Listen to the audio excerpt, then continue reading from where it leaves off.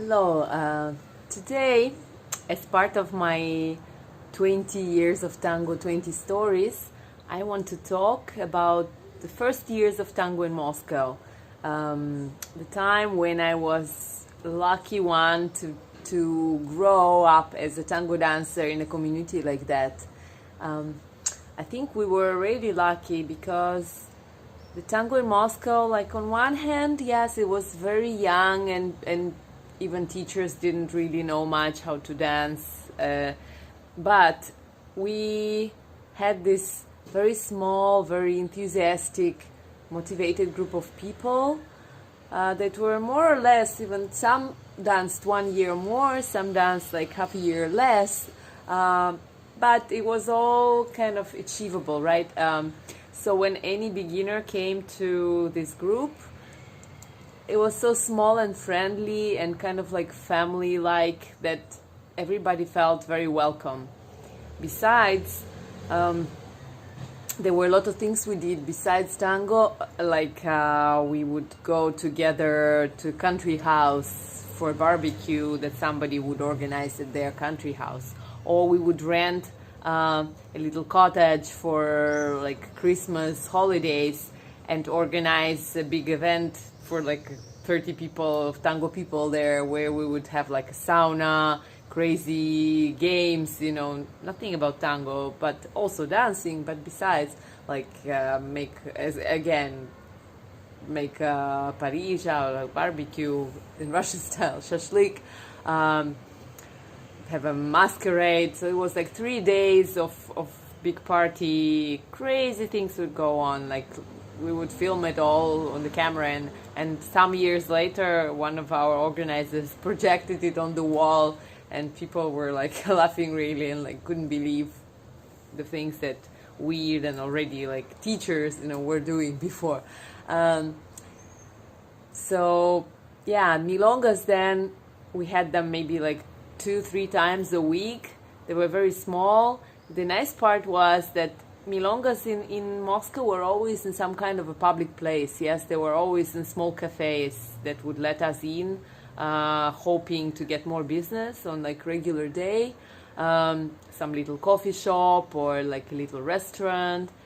And we would be there, like eat something, drink tea and dance. Then some months later or a year later, they would kick us out because they would think that they don't make enough money. Then we'll find another one. So it was like that. We also had this magical place in Moscow under the bridge, the open air milonga, a little bit in the hidden corner of Moscow on the river. It was fantastically beautiful. So on warm seasons, even when it was raining, sometimes with umbrellas, we would go there, set a boombox and dance, and people would pass by or look at us from the bridge. And many came to tango this way. So yeah, people were coming to tango very much because they saw it somewhere. Also, it was kind of in fashion then.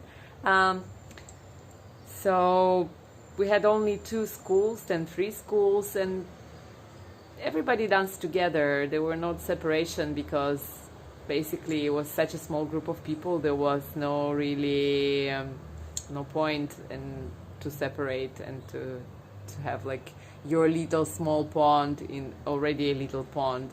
But the thing is that people were motivated because all the teachers were dancing, all the visiting maestros when they came to Moscow were dancing. So we always had this motivation to improve, and new people who came, they saw it and they also had the motivation to improve.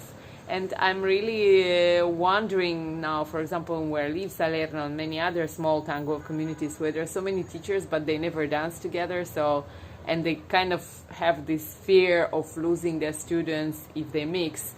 And because of that, tango is not really growing and not developing. Big mistake, like, judging on my experience.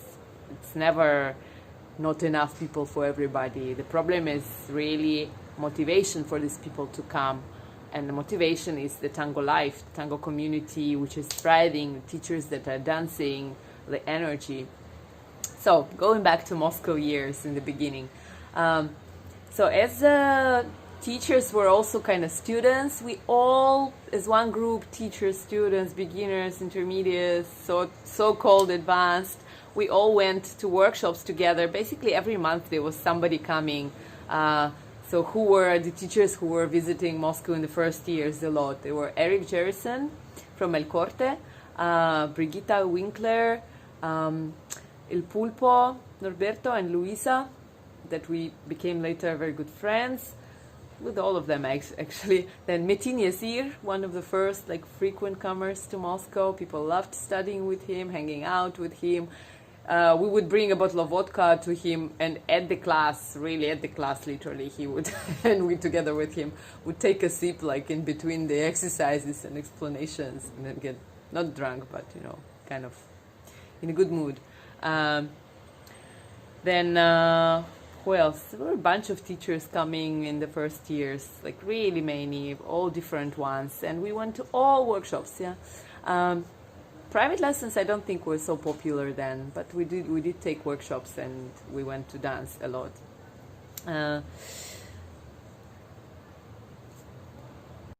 Then another interesting particular thing that I already talked about was these concerts that we did.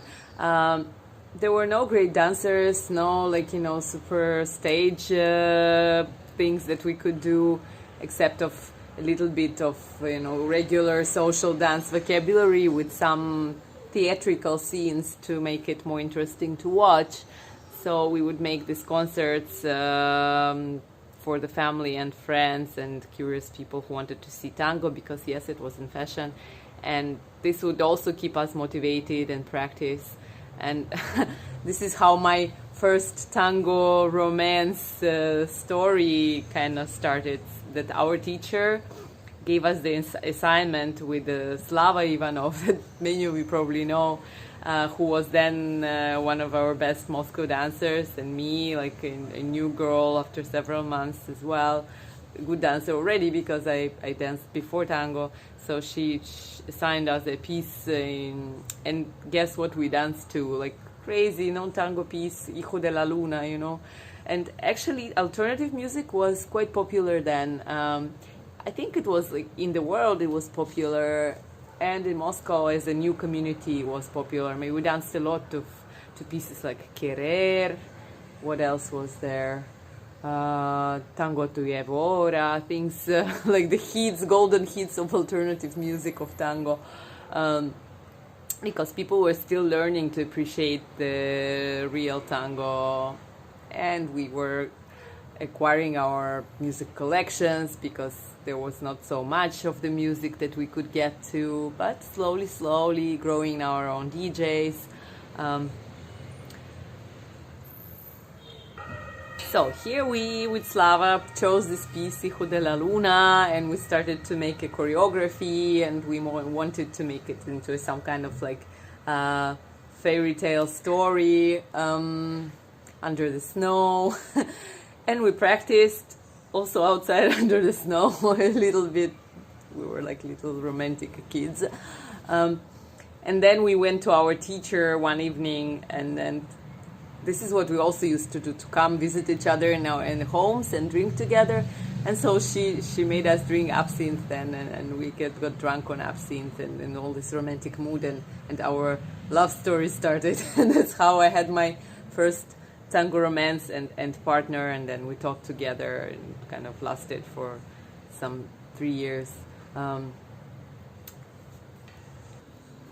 The other funny thing that we had in this beginning of tango in Moscow was this idea of tango and style in dressing, and it was a little bit theatrical, a little bit stereotypical. There were no tango clothes like there are now, or shoes. Yes, there were all these like closed point shoes, no como il fos. Nobody went to Buenos Aires yet in the first years.